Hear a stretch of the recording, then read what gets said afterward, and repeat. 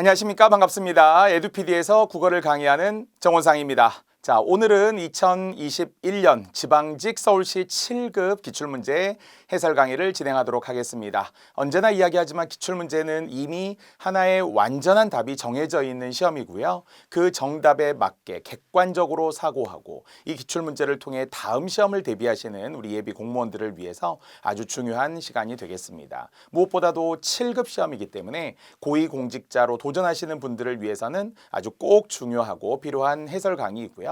또한 구급시험을 준비하시는 분들도 이 해설 강의를 보면서 향후 구급시험의 변화된 방향들, 특히 추론이나 비판적 사고와 관련된 문제들이 난도가 높아지면서 또 무조건 구급시험에 반영된다라는 최근의 추세를 잘 알고 있으실 겁니다. 따라서 이 해설 강의 또한 꼼꼼하게 그리고 정확하게 진행을 해드리도록 하겠습니다.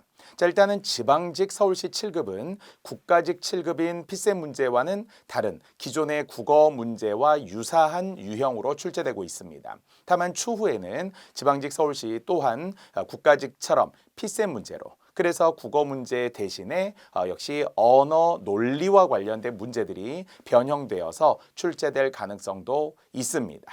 하지만 역시 소수의 그래서 정말 고위공직자로 가는 7급 시험을 위해서보다도 9급 시험에 오히려 다수의 이제 수험생들이 최대 20만 명 준비하는 이 9급 시험 준비하시는 분들을 위해서도 이 강의는 매우 중요한 기존의 유형입니다. 한자도 물론 한자성어도 물론 고전도 물론 기존의 9급과 비교했을 때 큰 차이가 없는데요. 대신에 아까 이야기했던 딱 두 가지 유형 추론형 문제들을 그리고 이 비판적 사고와 관련된 물론 피셈 문제처럼 이해 관련 문제들이 이 비문학 영역에서 조금 더 고난도의 형태로 출제되고 있으니까요. 역시 객관적으로 공부할 수 있는 기회로 삼았으면 좋겠습니다.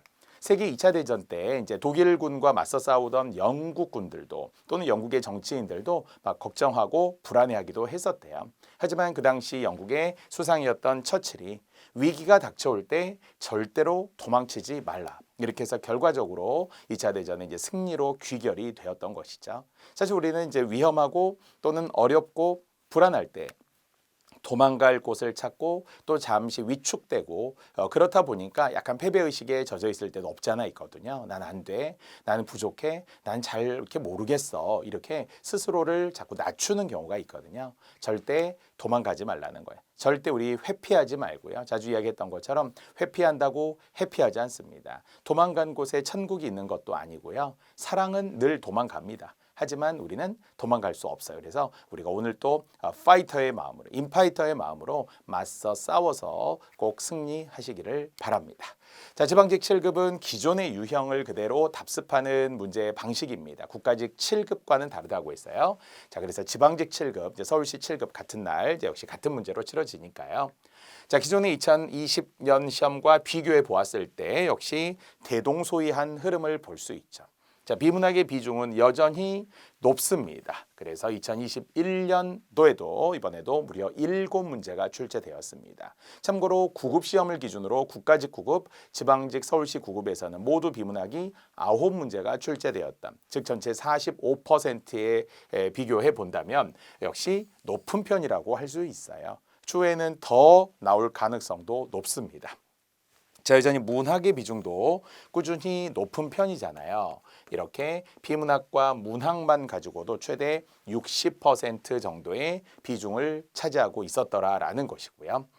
자, 아울러서 어문 규정의 수는 점점 줄어들고 있는 추세이기는 하지만 그래도 한 문제 또는 두 문제 역시 한글 맞춤법 또는 표준어 규정, 외래어 로마자. 사실 외래어 로마자의 비중이 조금 줄어들고 있는 추세인 것은 7급 시험에서 좀 뚜렷한 현상이긴 하고요.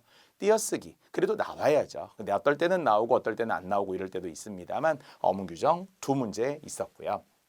자, 그리고 항상 신경 쓰는 한자는 예나 지금이나 계속 한 문제 출제되었습니다. 9급과 같다라는 거예요.